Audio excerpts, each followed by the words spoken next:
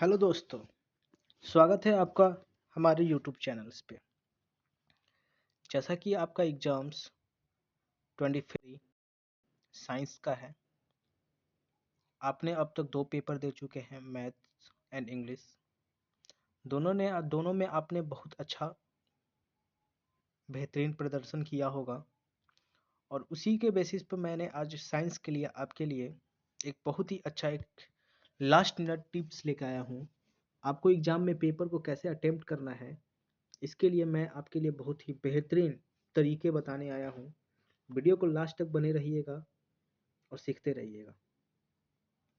चलिए, हमेशा की तरह मैं स्टार्ट करूँगा लास्ट 15 मिनट। भाई, फर्स्ट 15 मिनट में आपको क्या करना है?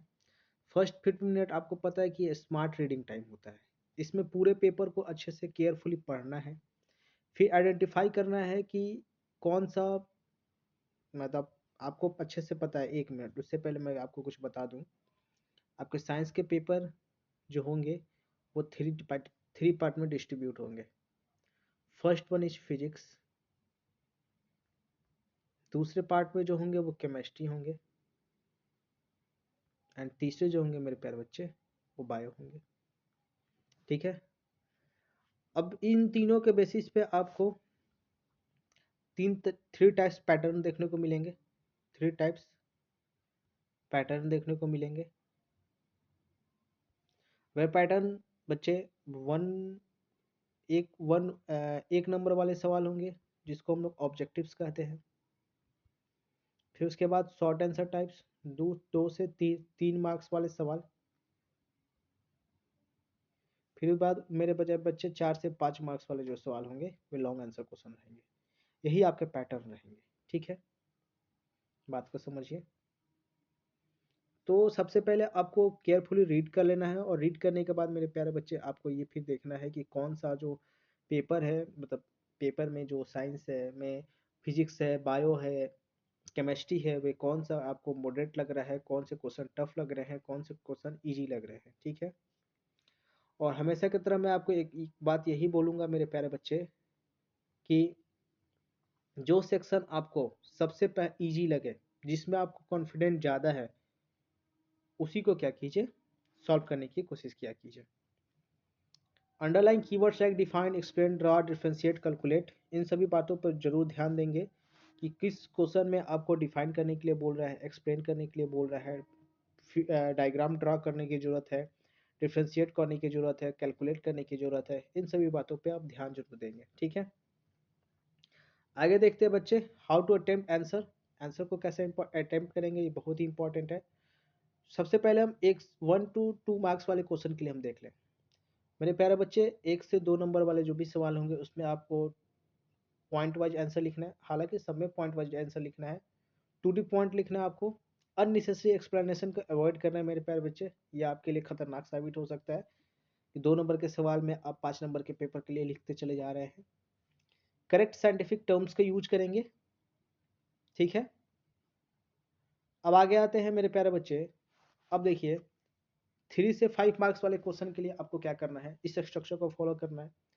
सबसे पहले उसमें डिफिनेशन, अगर रिक्वायरमेंट है डिफिनेशन की तो जरूर देंगे।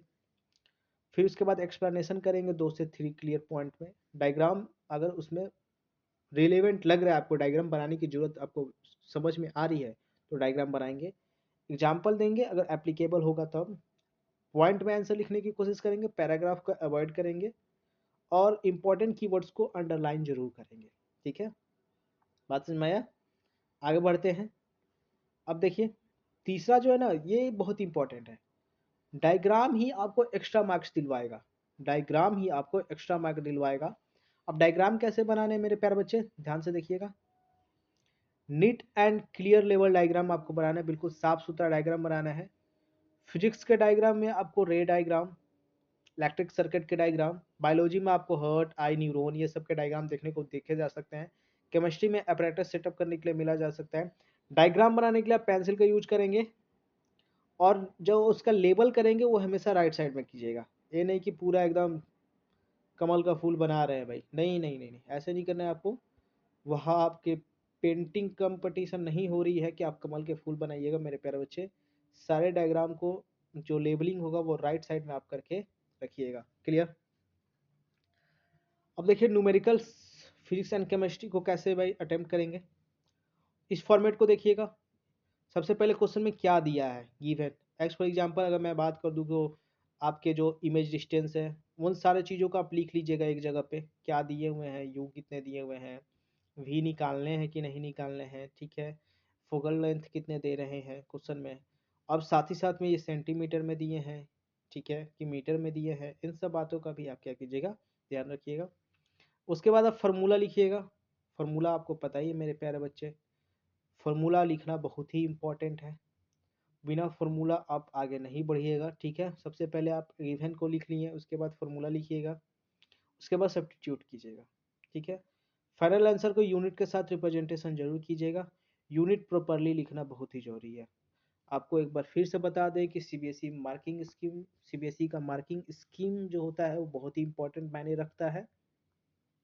वो अपने मार्किंग स्कीम को देख के ही क्वेश्चन के आंसर्स के बेसिस पे ही आपको नंबर्स देता है। अगर आप यूनिट तक छोड़ देते हैं तो इसमें आपके हाफ मार्क्स जाने की चांसेस बने हुए रहते हैं। Clear? Now come to the next slide. Time management, आपको 3 घंटे के पेपर होंगे। आपको सेक्शन एमसीक्यू में आपको कम से कम 20 से 25 मिनट गंवाने हैं। 2 से 3 मार्क्स में आपको 60 से 70 मिनट, 4 से 5 मार्क्स में। इन सब बातों को देखते हुए मैं बस इतना आपसे बोलना चाहूँगा कि आपको लास्ट के 15 to 20 मिनट रिवीजन पर देना ही है, अपने पेपर को रिव्यू करना ही है कि आपने कहीं गलत तो नहीं किया है, ठीक है। ये बहुत ही इंपॉर्टेंट है मेरे प्यारे बच्चे। मैं हर एक वीडियो में आपसे कह रहा हूँ कि हर एक स्ट्रेटजी में आपसे कह रहा हूँ कि आप पेपर को पहले कंप्लीट करने की कोशिश किया कीजिए, ताकि आपको एक अच्छा टाइम मिल पाए, आप अच्छे से अपने पेपर में को मिला सके कि आपने कहीं गलती तो नहीं कर दिया है, ठीक है। नाउ रिवीजन, रिवीजन टाइम पे क्या ध्यान देना है भाई, क्या क्या चेक करना है, क्वेश्चन नंबर के करेक्टली दिया है कि नहीं, क्वेश्चन नंबर 1 2 3 करेक्टली है कि नहीं मेरे प्यारे बच्चे, ठीक है। न्यूमेरिकल्स के यूनिट लिखे हैं कि नहीं लिखे हैं, डायग्राम लेबलिंग है कि नहीं लेबलिंग है, सभी parts of the question attempted है कि नहीं है, attempt internal choice carefully, don't answer both unless required. कह रहा है बहुत सारे क्वेश्चन आपको देखेंगे जिसमें और लगा के रखेंगे होंगे, तो इन दोनों में से किसी कोई एक क्वेश्चन को आपको सॉल्व करना होगा, ठीक है। तो इन सब बातों का भी क्या कीजिएगा, ध्यान रखिएगा। चलिए सब्जेक्ट वाइज अब देखिए, मैं आपके लिए कुछ बताना चाहता हूं कि आप अपने लास्ट टाइम में आप क्या पढ़ रहे हैं कि आपके लिए बहुत बेनिफिशियल होगा। तो सबसे पहले हम केमिस्ट्री से अगर स्टार्ट करें मेरे प्यारे बच्चे, तो सबसे पहले balance chemical equation, chemical equation को बैलेंस करने का सवाल जरूर आने वाला है, ये मोस्ट इंपॉर्टेंट है, ठीक है। स्टार स्टार स्टार मार्क लगा लीजिए, जितने star mark. Learn important reaction form, acid बेसन साल्ट से इंपॉर्टेंट रिएक्शन याद कीजिए, मेटल एंड नॉन मेटल का इंपॉर्टेंट रिएक्शन याद कीजिए, कार्बन कंपाउंड का इंपॉर्टेंट रिएक्शन याद कीजिए। केमिस्ट्री में इतना कीजिए। ये लास्ट मिनट रिवीजन है, ये रिवीजन है, इतना ही करने से आपको नहीं होंगे, आपने साल पर बहुत मेहनत किए हैं, अपने लास्ट टाइम पे आपका पढ़ना बहुत ही जरूरी है। अगले बारे में बात करें मेरे प्यारे बच्चे, फिजिक्स पे आ जाए। फिजिक्स में आपको फार्मूला रिवीजन करना है किसका, इलेक्ट्रिसिटी का, ओम्स लॉ किसे कहते हैं, ओम्स लॉ के फार्मूला क्या होते हैं, ग्रेविटेशन के फार्मूला मेरे प्यारे बच्चे, इन सभी चीज़ों को, mirror formula, lens formula, Cartesian plane, ठीक है, इन सभी चीज को आपको ध्यान से रखना है। कार्टेशियन प्लेन, अच्छा बता ही दिया। मैग्नेटिक, हाँ मैग्नेटिक फील्ड का फॉर्मूला, कैलकुलेशन 2 बार 3 बार, जितने बार चेक करिएगा उतने बार अच्छा रहेगा आपके लिए, ठीक है।